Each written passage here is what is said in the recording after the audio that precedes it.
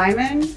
I'm the conference chair of Manifest, which is the largest global end-to-end supply chain event taking place February 10 to 12 at the Venetian in Las Vegas. So if you are moving goods around the world or investing in companies that are moving goods around the world, I will see you in Las Vegas. Deepak. Hi everyone, pleasure to meet you all and nice to see a lot of familiar faces in the room. My name is Deepak Chugani. I'm the founder and CEO of Nuvo Cargo. We're a logistics and technology company streamlining the way that some of the largest brands and shippers in North America move freight across the US-Mexico border. So we build our own technology, and then we also provide a whole host of services from customs, logistics, and full outsourced managed transportation. Excited to be here with all of you today. Buenos dias. My name is Sandra Pupatello. I come from Windsor, Ontario, across from Detroit, Michigan. We've got a fan of Michigan or Windsor. I'm not sure which. Yeah. My history is as a Minister of Economic Development and Trade for many years in Ontario. And since leaving politics, I've been on the board of Martin Rea International, which we like to think of as a great Mexican company. And we're delighted to be here today. Good morning, everyone. My name is Francisco Sanchez. I lead the international trade and national security regulatory practice for Holland & Knight, a national firm in the United States. Prior to that, I served as the U.S. Undersecretary of Commerce for Trade in the Obama administration. And before that, I'm going to show my age, I worked in the Clinton administration as the Chief of Staff to the Special Envoy to the Americas. In both as Undersecretary and in the Special Envoy's office, I had many opportunities to work with my Mexican colleagues and my Canadian colleagues, and it's a real pleasure to be here with you this morning. Good morning, everybody. I am Alberto Villarreal. For those of you that don't speak Spanish, it's Alberto Villarreal. Respond to both. Francisco, Sandra, Deepak, Pam, thank you very much for sharing the panel with me this morning. I am the founder and managing director of Nepanoa. Nepanoa, it's a word in Nahuatl that means to accompany. And that's exactly what we do. We accompany businesses through expansion, transformation endeavors between the United States and Mexico. I'm also part of the advisory council of the U.S.-Mexico Foundation. And I want to congratulate the team. I see many of you guys eating, walking around, organizing everything for this wonderful, wonderful event. And you may be wondering, what's a management consultant doing in this panel? Well, the vast majority of our clients are in manufacturing and in logistics. We work with companies like Hub Group, Echo, TQL, Blue Grace, DCLI, and others, right, on their Mexico expansions. So it's a pleasure to be with you today. Thank you. Okay, so we have a lot to get into, so let's get this party started. Hardly a day goes by without the mention of exploding cross-border trade. Like we've talked about the last day, the North American way. So having a three-country convergence is key to enhance logistics systems across Mexico, the US, and Canada. Drugs, guns, gangs, and visa restrictions all impact cross-border trade. So Sandra, what are the areas that need our attention right now? Good morning. That sounded so negative. I'm actually very positive about international trade, especially between the US, Mexico, and Canada. We live by it. Canada is a trading nation. Our lifeblood is trade. Most of our infrastructure in our country is trade infrastructure, and we're building more. So stay tuned for the new Windsor-Detroit International Crossing that we've named the Gordie Howe Bridge. So it's going to be due for opening soon.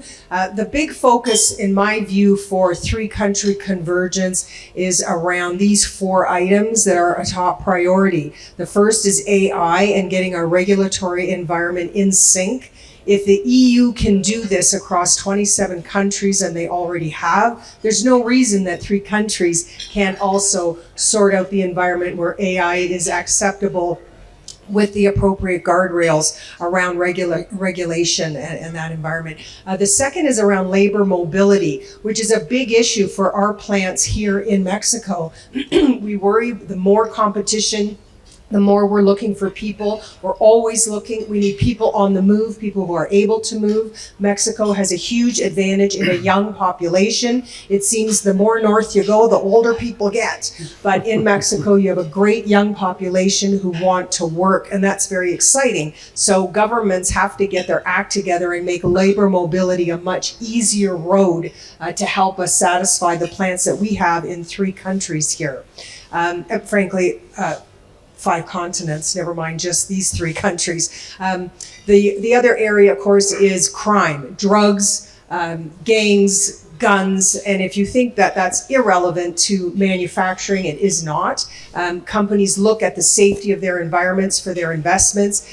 Governments have to get their act together on this front. They have done many, many press conferences about working cross-border. They just haven't landed on how, in my view, we should be looking at a tri-country uniform police force that is looking at this and dealing with it, so that if you can snip the customers for drugs, you're going to kill the industry. So there's lots you can do on this, but if we look at it as if none of us want the other countries in our country, let's just offer ourselves up and say, we're going to do this in a tri-country way that will actually make an impact. The 4th and largest, most prevalent, thankfully we've heard it quite a bit already at this conference, is the impact of China and the policy around China, that Mexico will have to face that decision regardless of the outcome of the presidential election. Are you with America or are you with China?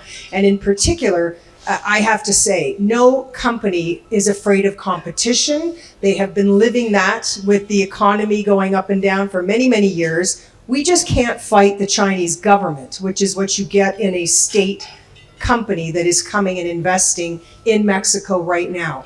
Having lived a lot of my life as an economic development officer, chasing investments, which many people in this room I know are used to doing as well, you spend half your time on investment and the other half on retention. So you need to take care of the companies you already have here, both in protective regulation, doing things that help them. So in Martin Maria's case, 10,000 employees that you want to keep here and make the environment a fair, competitive environment for the investment that you are getting.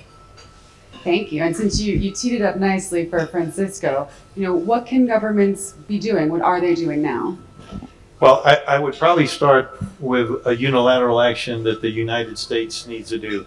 There's no question any reasonable person would say that Mexico, the United States, and Canada all benefit economically from the free flow of goods and trade.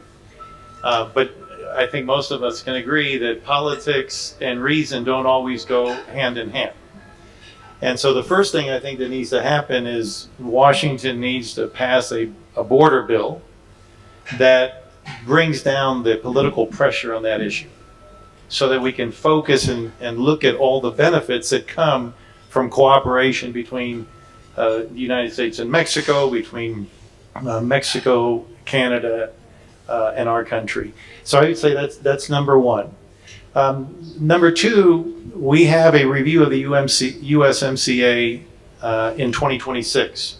That review is going to start much sooner than that. I suspect it'll start maybe as early as January, and there's probably already preparations done.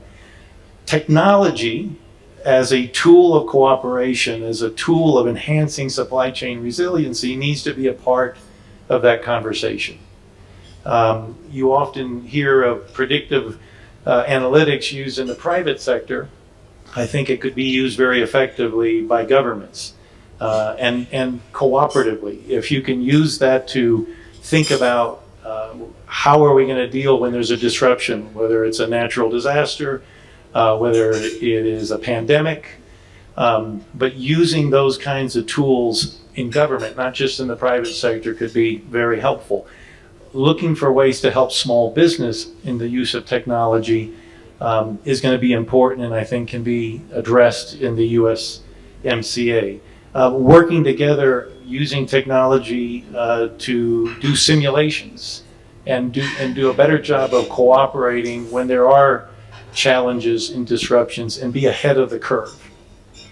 So those are two. Three, When I was Undersecretary of Commerce, we worked with Mexico and Canada on standards harmonization, product standards harmonization. That work needs to continue and it needs to be expanded.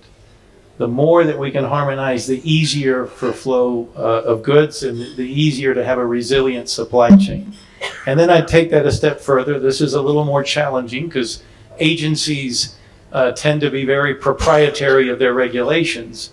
But to the extent that we can harmonize regulations, at least in some areas, maybe not across the board, that's going to be important in trying to support trade and support supply chain resiliency. Yes, it's clear we definitely need better cooperation across the board. So what are some of the compliance strategies companies are taking to protect their goods in more contested areas? Deepak, when it comes to proactively mitigating risk, want to tell us what companies are doing? Yeah, again, very, very excited to be here. And I think it's really exciting to hear Sandra and Francisco talk about technology as ways that we can create more resilient supply chains. There's only so much that we as a young startup can do on the policy side. So we can talk about what we see, the dozens of brands that we work with, what are they doing to mitigate some of these issues? It ranges from small, obvious things to maybe more nuanced things. Small, obvious things are, routing your supply chains to avoid hotly contested areas where we know there's elevated levels of crime. We will proactively advise some of our companies to take different routes so they avoid what's called like hotspots or zonas calientes. That's an example that's very simple. Procuring cargo insurance that makes sense door to door for your shipments. Working with carriers that follow all the right procedures and compliance, such as CT-PAT. So these are some of the more obvious things that people working day to day in logistics are doing. I would say where Nuvo Cargo is finding the most exciting collaboration and conversation with some of the biggest shippers in North America is when we sit down and we look more holistically at all of their processes and the different vendors they have to work with between the US and Mexico. For those of you who don't know, you're working with 7 to 15 different companies just to move a single truckload between the US and Mexico. And not only is that inefficient, it also creates a lot of room for leakage, room for mistakes, room for, we were discussing with Sandra about, Deepak helped me understand why there's all these truckers stuck near the border on the Mexican side. And there's many reasons for that, but at least the one we see every day in Nuvo Cargo is we have companies that are just fighting with the collaboration and coordination between, the Mexican trucking company, the border service providers, the customs brokers, the shipper, preparing the documentation without mistakes to make sure things flow seamlessly. So a lot of what we do at Nuvo Cargo is we've built technology that leverages, cutting edge software and artificial intelligence to help companies streamline that experience and have a shared collaboration amongst all parties. I think that not only creates better margins and better supply chains for some of the businesses in the room here today, but also it creates more visibility, which creates less room for some of these gray areas where things can get lost, and you can have other forms of crime or bad behavior from different actors in the system who really deliberately take advantage of the fragmentation of information that happens, or we don't know what's happening at the border. It's the black box, so it's very easy for things to happen there that can create issues for supply chains later on. So I'm happy to go deeper, but those are some of the things we see people doing at a tactical level, and then more strategically re-architecting some of the workflows around the border to shed a light on everything that could go wrong in those hotly contested regions. And we've seen a lot of exciting conversations with customers on the technology we've built to shine a light on all of those things. Right? Thank you. And Alberto, I know you have another take on this, so. Sure. So Deepak mentioned the hotly contested regions. Does anybody in here know the amount of investment announcements that are coming into Mexico? You add it up. How much? Take a guess. Like 150 billion. Good job. Good guess. 150 billion, guys, coming into Mexico. These are announcements. These are companies saying, hey, I'm reinvesting in Mexico. I'm coming into Mexico. And when we look at insecurity, what's the industry that it's impacted the most by insecurity and organized crime? Deepak? Logistics? Yes. Logistics, right? We talk about hotly contested areas, right? And trying to take different routes, right? So think about how that impacts the whole country of Mexico. I mean, if you look at the 13 states that receive most of the FDI, those are the usual suspects, right? Guess what? They're all up north, right? And they're all between the Mexico, Jalisco, Monterrey triangle, right? Well, Mexico needs to fix that. Okay? And we need to fix that, number one, with help from the government, but also with help from us, from the private sector. implementing the right controls, implementing the right internal policies to avoid corruption, and more importantly, things like what you're doing, Deepak, what Carol Fowler is doing here, which is ensuring that the processes that we follow can be controlled, and with the use of technology, we remain compliant. The vast majority of the steps, Deepak mentioned it. How many companies? 15 companies? 7 to 15 companies. 7 to 15 companies, guys. A lot of those are manual handoffs, literally manual handoffs. So think about a truck driver getting to the border with the paperwork on their hand of what they're carrying on their load. Think about that process. Has anybody here visited the Laredo border recently? What do you think? Is it easy? Could it be more efficient? Absolutely, it could be more efficient. You have 40% of U.S.-Mexico trade happening through one bridge. One bridge, guys, right? Where we have a whole border, right? Think of New Mexico, for example. We have no bridges or active bridges in New Mexico. So think about all the investment that could happen, right? So that Mexico, going back to my first point, is able to capitalize on those 150 billion.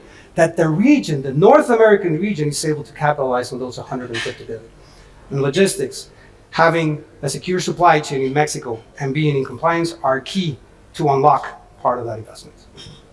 Yes, and to keep the pace with this growth, the technology to enable this commerce must advance as well to ensure efficient, reliable, safe, and affordable secure border crossings. And I think everyone here can agree, more efficiency leads to less chaos and confusion. So how can technology streamline some of these issues at the border? And can you give some examples?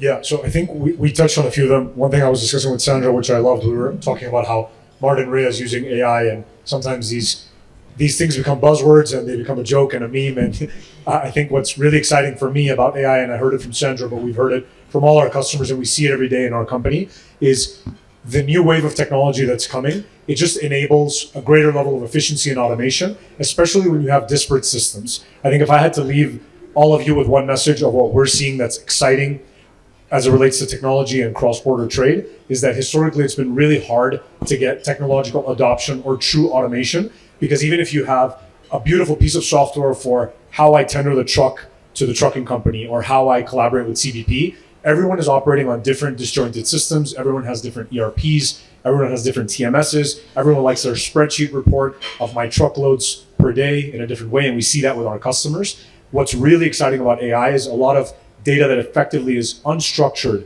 and disparate across so many different systems. Now you have much more powerful tools to centralize them, structure that information, and then the holy grail, which I've been talking about since we started the company, is how do you structure this information? Not just because it sounds cool to say structuring data, because then you can make decisions about that information, right? So I'll give you one concrete example that we see in Nuevo Cargo, and consistently when we speak with some of the biggest brands in Mexico and the US, they'll tell us, look, I've hired the best TMS, the best ERP, I have this big budget of technology. What are you going to do that these tools already don't do?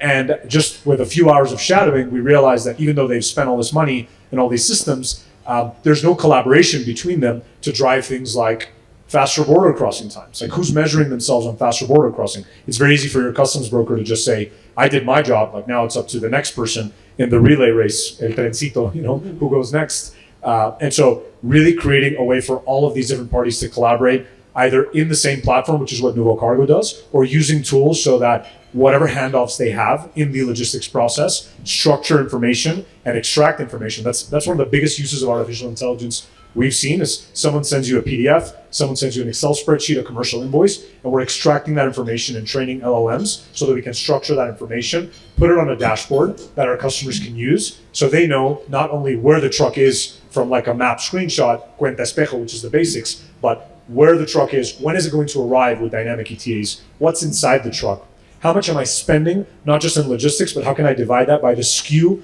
and the contents inside the truck? That's a reality already today, fully automated, that we're providing for some of our customers. So there's all this next leap of automation, and I would say structuring information that allows you to make better decisions about your business that's happening. And these models, these artificial intelligence models, are getting better every single day, and they're getting smarter about how to collaborate across all these systems. So I think you just need to collaborate with companies that know how to leverage those tools, and it will lead to very tangible things, not just sitting on a panel and saying we use AI because it's cool, but it leads to better margins, it leads to more efficient teams that leads you to needing to hire less people as you scale up your businesses and invest in those plants, that 150 billion that's coming. How do we produce more efficient supply chains, more resilient supply chains across the board, right? Yeah. And Francisco, it looks like you want to jump in. I would just say that there's a parallel track for government here in what Deepak's talking about. And I mentioned in my earlier remarks that governments can use technology to enhance the service that they provide at the border, but they also need to be promoting the use of technology by the private sector. And so they don't need to be obstructionists, they actually need to be promoting these things and using some simple techniques, right? Tax breaks, grants, particularly for small businesses, so they aren't left behind as larger companies start applying these technologies. So I would say as we think about what the private sector can do, we also need to be nudging and pushing government to also play a constructive role in the application of technology. Great point. Yeah, if I can jump on that point, because I agree. I think if we've lived through 9/11, most businesses realized that even though they had everything in hand, all of a sudden a national security issue trumps absolutely everything that's happening across the border. And that's going to happen again. It will happen in the future. We just have to be prepared.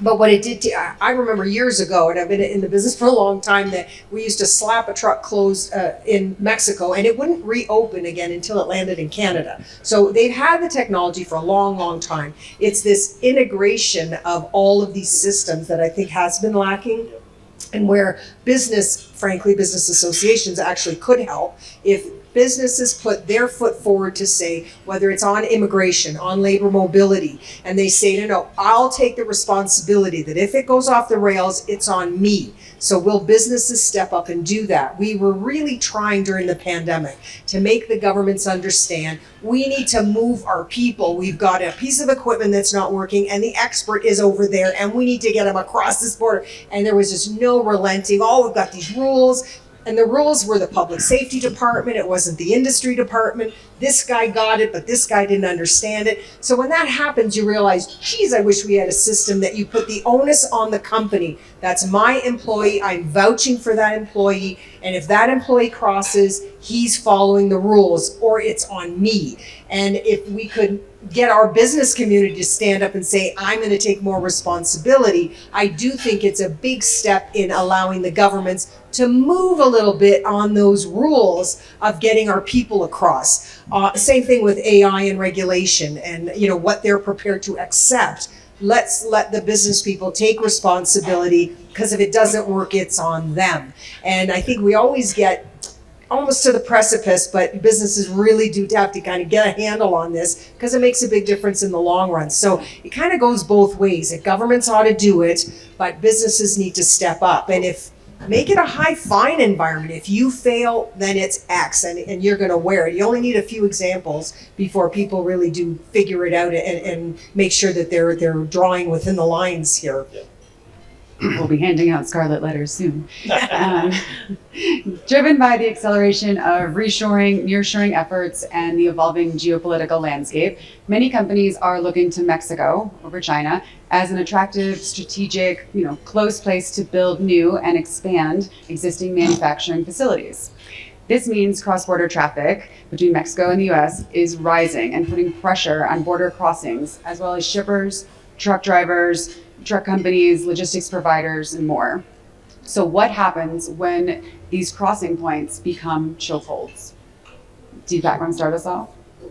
Yeah, I mean, from a company that's dealing with cross-border logistics every day, I can tell you there's never a dull day.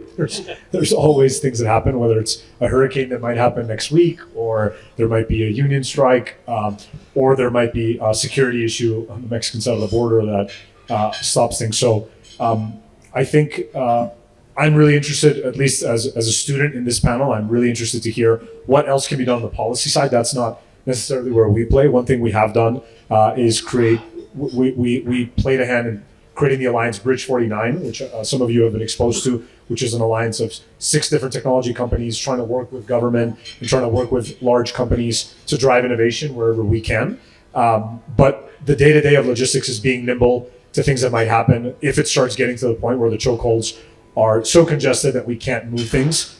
I haven't seen that. There's always disruptions, and then there's a huge incentive for everyone to figure it out because there's so many businesses and governments. There's so much at stake to keep trade flowing. We've never really had to worry about what's going to happen when they get so choked up that we can't operate. We're more focused on how do we unblock things that happen on a day-to-day basis. And then in the steady state, as I mentioned, the steady state of every day right now, the 15,000, 20,000 truckloads crossing the border right now today as we're all sitting here in this beautiful breakfast, there are going to be problems, and we're trying to streamline those workflows. I'd actually be really interested to hear from others on the panel what we can do to reduce the chokeholds. One thing I will say, we've been very lucky to meet with some folks in the government of Nuevo León, Ivan Rivas specifically, to talk about the Colombia border crossing, which is near Laredo. That's an example of something where we've seen government play a role and reduce the possibilities of congestion, creating a second border crossing nearby that's quite fast, very streamlined. They also explained to us why there's a very exciting initiative to create a highway so that you can stay in the state of Nuevo León and you never have to go through Tamaulipas, which is more dangerous. So that's an example where we've been hearing what government is doing, and we're excited about how that can create more options, safer border crossings, more efficiency, less congestion. But I'm really interested to hear other initiatives that could prevent us getting to the point where things are so congested that we can't operate, which I hope never happens. But I mean, imagine having a thought that you're going to build a complete highway to avoid an area that has a safety issue, as opposed to fixing the safety issue. And at least the people who live there also are going to consider, you know what, this is a great place to stay and raise a family. So back to my original point on why there's like 4 things that are key here. And that third one was drugs, guns, crime in general. And we need to get our act together. Like, why are we afraid to ask for help? If Mexico hasn't figured it out yet, they should ask for help. Same with Canada. Listen, the Americans have no problem coming to Canada and saying, here's what we want you to do. So we have U.S. pre-clearance. It's coming to Billy Bishop. I'm a chair of Ports Toronto. That includes the Island Airport. They come and tell us exactly what they want, and we do it. You know why? Because here's America, bookended by Mexico on one side, Canada on the other, and that is our golden goose. Mexicans have to figure that out. The U.S. is your golden goose here in Mexico. Last year, $114 billion came in investment to Mexico. Since 2006 to probably last year, $2 billion from China. So I don't know why there's a question about who you're going to pick that you want to work with, and how your regulatory and policy environment as a Mexican government needs to align with who's buttering your bread. So I think that to me is a very obvious one. And it means a lot. I get Mexico impressively has more international trade agreements with the world than Canada and US probably combined. I mean, they are in Mercosur, like they've just done it all right. So I get you want to be open to the world, but sometimes like this geopolitical environment that we're dealing with right now, you need to pick your spot. And I would say that your spot is going to be America. And that all of us are going to, that's why we're here at this conference. We're talking about a tri-country environment that we want to enhance because it's been so good for us already. Use the USMCA review as a lead to say, what do we need to fix? It's never perfect, although I understood the president of the day said it was perfect. It was fantastic. The new trade agreement, because I still call it NAFTA, but in any event, so NAFTA 2.0 apparently is perfect now, but there will be a review. And maybe we can enhance it and make it better. But I just think, you know, how do you compare 114 billion in 1 year to 2 billion over the course of many years to understand who your friends are, who's investing, and how you need to align your infrastructure to make that system work. Oh yeah, no, I know, you're ready. Let me riff off Sandra's comments. I've been very fortunate this week because I'm a guest of the U.S.-Mexico Foundation and the Meridian International Center, bringing a delegation here to Mexico, not only to participate in this forum, but to meet other people here and to also participate in some of the activities around the inauguration. And a word that keeps popping up in almost all the meetings that I participated in is alignment. And you, Sandra, you mentioned alignment. And I appreciate you suggesting to our Mexican friends that they need to look at alignment with the U.S. I'm going to suggest that the U.S. needs to look at alignment with Mexico and Canada. It's really a two-way street. And oftentimes you hear Americans, particularly American politicians, focus on one area, immigration, and then they kind of go off on from immigration to crime, gangs, all those negative things that you've mentioned. But if you think about what does alignment really mean, well, it starts with understanding the interests of each side. And so for the United States, it's, as Sandra pointed out, if there's a national security concern, it trumps everything. So in many ways, alignment for us is looking at U.S. interests around national security. But we as Americans need to look at how we have benefited from the relationship with Mexico. When I was undersecretary, I would give a speech that always wasn't welcomed in the U.S., but I would say America would not have a car industry without Mexico and Canada. All these cars would be made in Asia somewhere. But because we have a resilient supply chain in the automobile industry, America continues to have an automobile industry. You can say the same thing about the airline industry.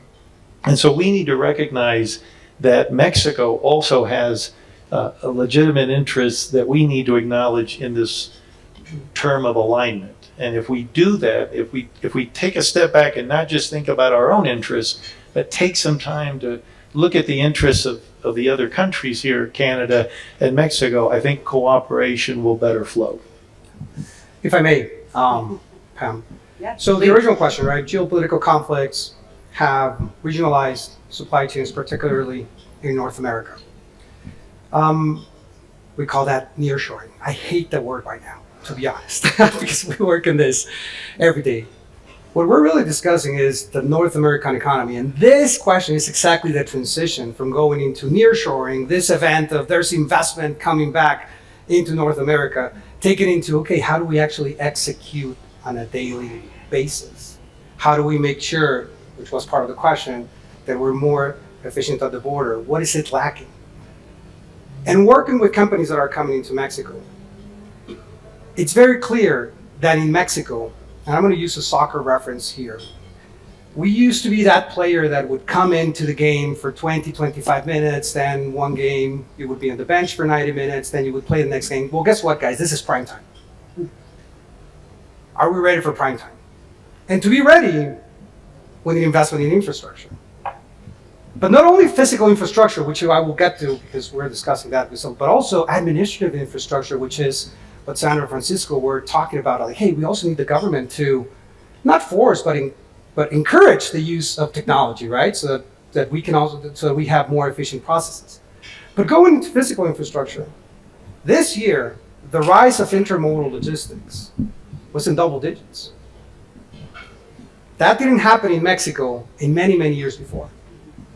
So think about it. Do you think that the Mexican government was, or even the private sector, with all respect, were we investing a lot in rail for the last 30 years? We were not, right? Our highways, our ports are at capacity already. So this rise of intermodal happened particularly for two reasons, right? The first one, you now have a different supply chain. You now need to use your ports more than ever before because we have so many parts of our supply chain coming from Asia and other parts of the world. Hopping on rail, transformed, and then getting to the border, either rail, truck, okay? And also air. So where I was going with this is the key in here, it's investment in infrastructure, in physical infrastructure, so that we can capitalize on what is coming. What is coming is the future, the day-to-day of the North American economy. Not nearshoring. Now it's execution time, guys. We need to get it done, and we need investment in the infrastructure to make sure that it works. I completely agree, and it would be great to see all of this get fixed. So what are companies actually investing in now then? There's a lot of investment coming, particularly, what I was mentioning, right? Particularly into rail and ports. There's international companies looking at Mexico with a lot of opportunity. Why? Because what I just described, it's not anecdotal, it's data, it's there, right? So the opportunity is there. If we could have more ports, if our ports were remodeled and became more efficient, we would be able to drive more product there. Same thing happens at the border, right? both from rail and from a truck perspective. There's new bridges that have been proposed and that are being built that will enhance this. So, without mentioning any names or any particular investments, right? Safe space. I will mention the public one, right? The Canal del Istmo, right, from the government, which of course that becomes very important. You're going to be able to save almost 2 days from Asia getting to the Atlantic Ocean, to the Gulf of Mexico, instead of going all the way down to Panama. But once again, the idea is wonderful. If we're able to execute and implement it correctly, this could be transformative, not only for the southeast regions of Mexico, but for the whole country of Mexico. And since you mentioned Asia and Sandra had mentioned, with the decoupling of China, let's just quickly go into the fast fashion issue, right? So what are some of the impacts and effects caused by companies that are trying to bypass the US? How can we be better aligned? Are you asking Can I- me because Yes. it's a fashion Okay. question or something? No, I know. No, can I- Because it's fast fashion across the border with China, like decoupling of China, not because it's fashion. Yeah, because we have to listen. Companies have to respond to the consumer, right? The consumers drive a lot. When I think about the China issue, for example, I think of what happens to Walmart, where 3/4 of their product, including here in Mexico, because I've seen massive Walmarts here in my few days here. All their products are in there. Why? Because we're buying them. So the fast fashion industry, we may not like it. The climate change folks are telling us how awful it is. We need to get with the program and move away from that. But that's a matter of consumer choice. I'm quite interested in the building of infrastructure that's going to put things back on a ship, because our young people who are going to be in charge are much more in tune with our climate change issues. And we know that shipping is better for the environment than any other mode of transportation. So if we're going that route with the new president that you've elected, she's coming in gangbusters. She has a different agenda, more aggressive agenda related to climate change and what we're going to do for the environment. That's as key for Mexico as it is for Canada and the US. So when I hear that, that's like music to my ears. Is it also allowing better channels for movement of goods of this type? Absolutely. So there's a bit of a battle going on. Is that going to continue, or will young people moving in as leaders actually get control of that, where we're not going to be moving into that I mean, think about it. Clothes are so cheap today that these kids are buying $20 pants and wearing 50 different pairs of pants for the year. Like, it's unbelievable. That wasn't my life growing up. And maybe half of you here, not your life either, but that certainly is the way it is today. So in my view, the leaders of tomorrow are not going to have that mindset, but it will change to a different kind of product.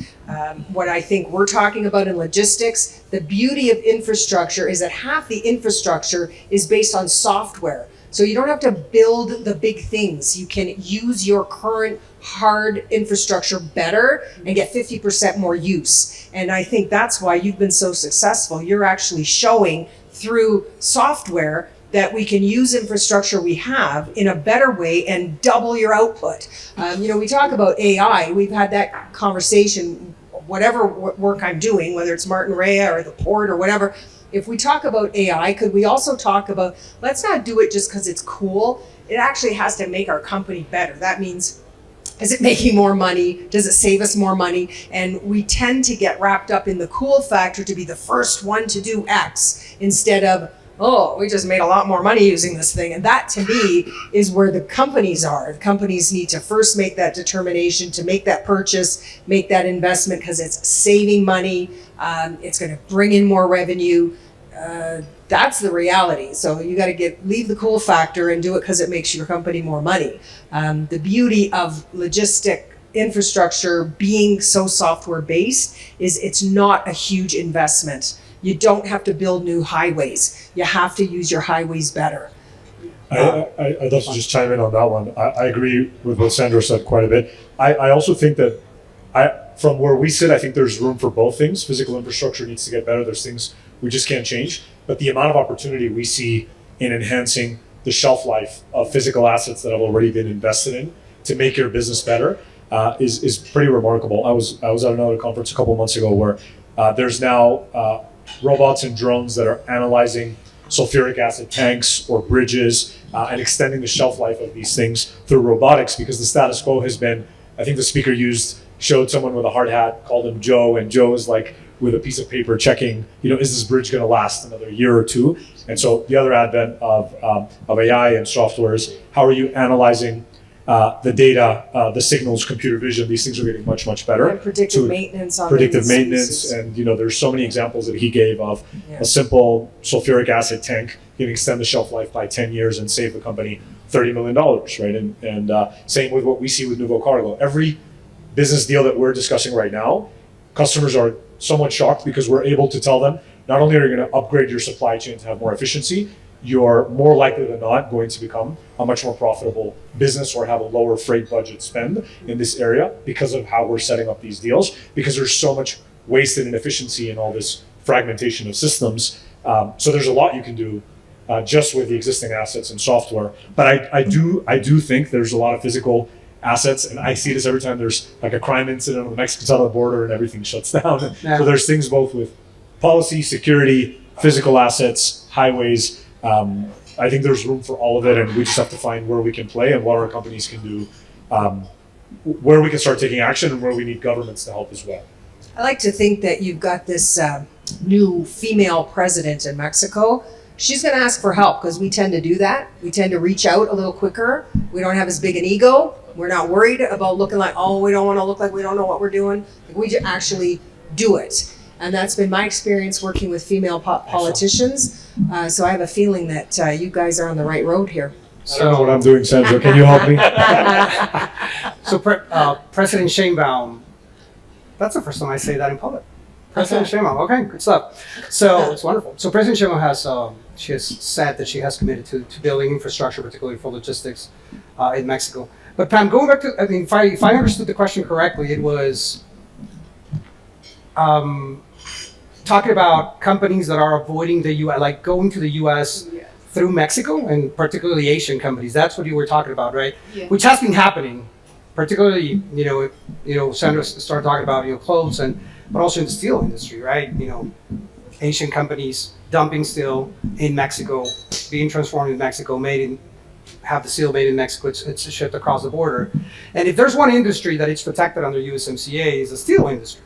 Right? If it's North American industry, it's beautiful. If it's not North American steel, it's beautiful. If it's North American steel, well, you're going to pay some tariffs on that.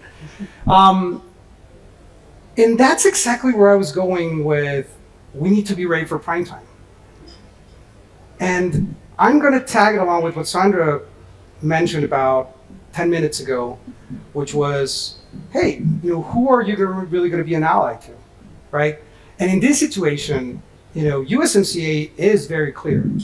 So this is going to be one of those topics that in 2026, in the review that you mentioned, Francisco, for USMCA, will be key, which is not only the investment that Mexico is receiving from Chinese companies, but also what type of investment, but also this type of activities of steel dumping and other products to bypass any types of tariffs. Just to tag along, Sandra also mentioned that 2 billion Chinese dollars enter in Mexico. So if you look at the data, you won't see China investing in Mexico. You won't see them in the top 10. But there's a reason for that. The reason for that, it's not that they're not investment, it's that those investments sometimes are masqueraded by local partners, local Mexican partners, okay? So we have to be very aware of that, right? Because the anecdotes, if you go to Monterrey, I'm not working with a Chinese client, and I'm not saying it's a good or bad thing, but anecdotally, everybody has Chinese clients. So the investment is there, right? And the opportunities have continued to be there. So that's something that Mexico will have to pay a lot of attention in the next 18 months prior to the review. The investment, the type of technologies that are entering Mexico, how does it affect the North American relationship that we have? Make no mistake, even if Mexico wants to play the lever a little bit like, hey, I also have all these dealings with all these other countries, particularly China. Well, we are part of North America, and we're a key part of North America. And we need to continue to work together. In 2026 review, it's going to be very interesting. May we live in interesting times. I just want to add one element to that. I'm not pretending that that's easy, that if you just look at the numbers of how much America invests versus how much China, it's not that simple. because I know that your new president is going to have a focus on Southern development. The people that I've met in the couple of years that have come to the conference, people focused on economic development on the other side of the country that doesn't have the luxury that a lot of hard work went into Nueva Leon and Coahuila and to build really a rivaling American environment, high wages, great working environment, etc. And you want that everywhere. So your challenge is when you have an option that you're going to have an investment coming to the west side, south side, are you going to say no? Because you know those people want those jobs just like the people in the north or the other side want those jobs. So it's going to take something. It's not going to be easy. I'm not pretending that it is. But I am saying that when you look at economic development, there's two sides of it, new investment and protecting what you have. And retention is a huge part of economic developers' work. Regulatory environments, what can you do to help them? How can you help them grow? That's when you start talking about geopolitical involvement and a China policy. Because you've got massive companies that have made investments here and love being a Mexican company. Martin Rea has its own tequila, for God's sake.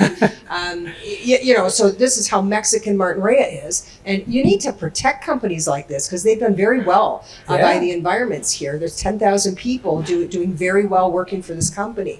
So I can't stress that enough, that you've got to pick your spot, as difficult as that's going to be going forward, especially when you've got a great new president with a focus on bringing everybody up in the country, not just certain provinces. Sandra, 75% of foreign direct investment in Mexico is reinvestment. For those who didn't know that, think about that, guys. 75% of the FDI that enters Mexico is foreign companies already, like Martin Rea, already operating in Mexico, doubling down in Mexico. So don't come to me with the stories of companies come and then they leave. They stay and they reinvest. And as you know, in the U.S., we have a major election coming up in a few weeks. Interesting times. So how will that affect cross-border transportation and logistics? Whoever's open to taking this, give both sides, depending on Francisco, your you have wins. to go first. Yeah, no problem. I'll go back with a comment I made at the very beginning. The U.S. has to confront the political issue that exists right now in terms of immigration. And if we don't do that, I think we run the risk of whoever's in the White House focusing on that issue as opposed to making the cross-border of products easier. They won't focus on that. They're going to continue to focus in some ways not very helpful ways. So we need to see a border bill passed. If former President Trump is elected, I can assure you his focus is not going to be on the easy flow of goods. It's going to be on immigration of humans, not of products. And there was a border bill back in December that didn't get passed, even though it had bipartisan support, because former President Trump used his leadership as the leader of the Republican Party to tell the members of his party in Congress not to pass it until he gets there. The problem with that strategy is that the Democrats won't forget that the Republicans stopped a bill that probably could have helped divert so much attention to this immigration issue so we could look and focus on more productive, more positive things like commerce. So I think we need to figure out a way to pass it no matter who becomes president. This is going to sound like I'm favoring Kamala Harris, but on this specific issue, I think she has a better chance of getting a border bill passed because there was already bipartisan support. And so if we can get that done, I think we can focus on some of the things we've been talking about today. So I would say we that's the first start that has to happen on our side. That does sound like you're favoring Harris. Well, I think he's going to have a hard time passing a border bill. That's all I can say. Let me just jump in. I do believe that regardless of the outcome, we have a border issue in Mexico that's affecting all of us. We, for example, installed visa requirements on Mexicans. Why? Because the Americans wanted us to.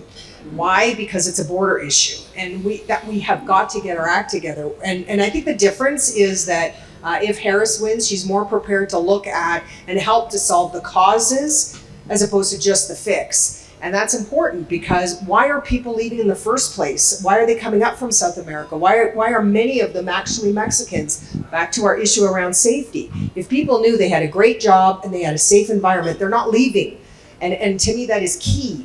People deserve that, to be honest. So are we going to make politicians so weak that they can't ask for help on issues around safety and go to the countries that are doing it well? Not that we are, because we make lots of mistakes, Americans and Canadians, but if we collaborated on those issues, not just do press conferences, put out press releases, which you can find online, all this talk about this collaboration, I want to see boots on the ground, as they said at the podium yesterday, on the ground of 3 countries in every country on this issue, so that we could actually collaborate with funding, put the funding where it needs. If the hot spot is going to be at the Laredo border today, it's going to be in New York at the port tomorrow, or it could be the Montreal cargo port where all the stolen cars are landing right now. So, there is a way for a tri-country force that actually deals with the problem to stop the migration in the first place. Because I got to be honest with you, when I was in Saltillo this week,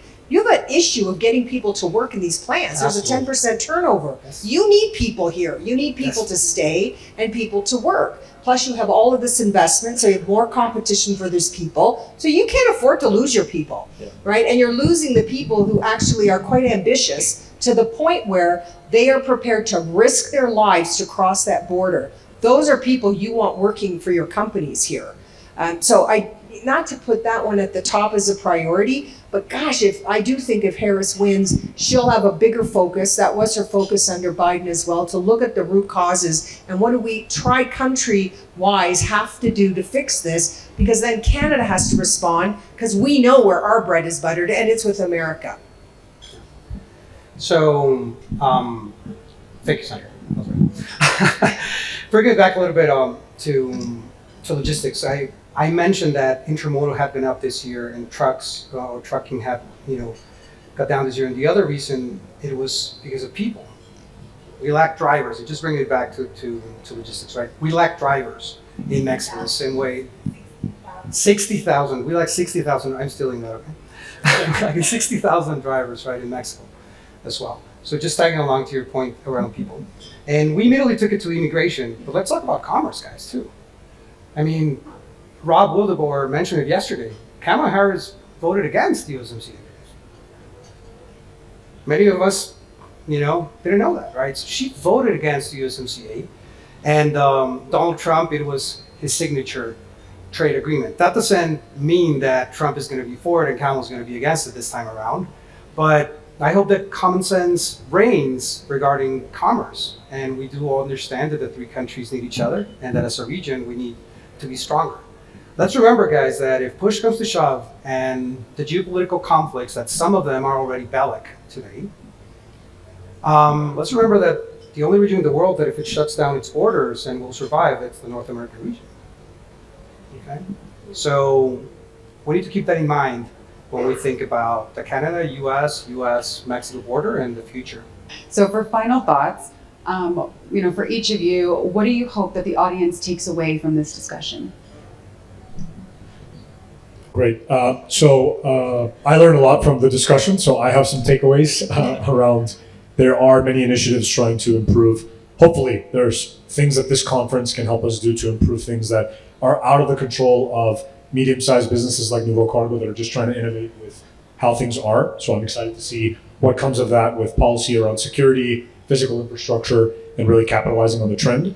From our perspective, I wanted to leave you guys with a positive, optimistic note. I think that the latest wave of technology is really finally starting to modernize the huge, gigantic parts of the economy that were just not able to be modernized with simple software before, because they deal with so many disparate systems, because they deal with physical infrastructure. There's other really exciting trends with electric trucks, self-driving. There's so many things that are coming in the next decade that we're very excited about and we think are going to transform the way trade is done in the North American region and really across the world. So Nuvo Cargo is trying to be an ally to a lot of large shippers that are trying to make sense of all this and what can I do in things that are in my control where I don't have to sit and rely on the government. We'd love to help you modernize processes, modernize systems, create more profitability for your companies, more visibility, better service levels for your customers. We see a lot of excitement, and we think that finally, we started the company 5.5 years ago, we see in the past, 12, 18 months, the advances in technology, they're just getting exponentially better, almost on a weekly, maybe on a monthly basis. And I really think people don't understand how it can transform the processes that we're working in day out with our companies. So we'd love to help you guys do that, and hopefully that's an optimistic note, whether Trump wins, Kamala wins, or something worse on the world stage keeps happening, unfortunately, as it's happening now. Hopefully we can be the optimistic note in that sense. Yeah, I guess I just want to summarize. I mean, I do think that there's 4 key areas for us where all of us, not just government, and I keep talking government because I spent most of my career there, and now in the private sector, what I've recognized is, even if you look at the sponsors of this conference, North Capital Forum, and who participates to make this happen, very influential voices from business people who can be very influential for government to make changes in these areas that the businesses are prepared to play a hand, to put a stake down. And if government sees that, then I do believe that there's a way to convince them that there's a better way to do these things, in particular around convergence, around AI regulation, around the labor mobility front, where Mexico has a clear advantage, even though it too struggles with finding people. And that is clearly related to the border issue and immigration and how we stop that, stop the problem, so that we can all work better, right? And then finally on China, I have to say that we've got to fix this, because this is the existential moment and issue for us as manufacturers, which is your biggest GDP driver. It has the biggest supply chain. It creates more money and wealth for Mexico than any other sector. So it is absolutely the key. And we want you to land on the right side of that, and that is supporting great companies like Martin Rea and many others that keep investing and making tequila for Mexicans. So thank you very much. Yesterday afternoon, if you were at the session, we heard some rather dire predictions about the future. Like Sandra and Deepak, I want to strike a more optimistic tone, especially for North America, for Canada, for the United States, and for Mexico. And this isn't Pollyannish, right? This is because it's in the interest of Canada. It's in the interest of the United States, and it's in the interest of Mexico to find ways to align, to work together, to increase trade, to strengthen supply chains, and to do so with technology, to do so by government as well as the private sector. So I'm optimistic, I'm bullish on North America thriving and using technology to do it. Excellent. Well, we're building the future of North America, and if we look at the enabler, the future of North America, one of the main ones is logistics and being able to transport goods among the 3 countries. So it's imperative that both the public and private sector work together to be as efficient as possible for us to be able to thrive. As the sponsor of this breakfast, I want to thank everybody for being here, and also our panelists, Francisco, Sandra, Deepak, and Pam. Thank you very much. It's been a pleasure, guys. Yes. Thank you. Thanks Thank you. everyone. Thanks for joining us.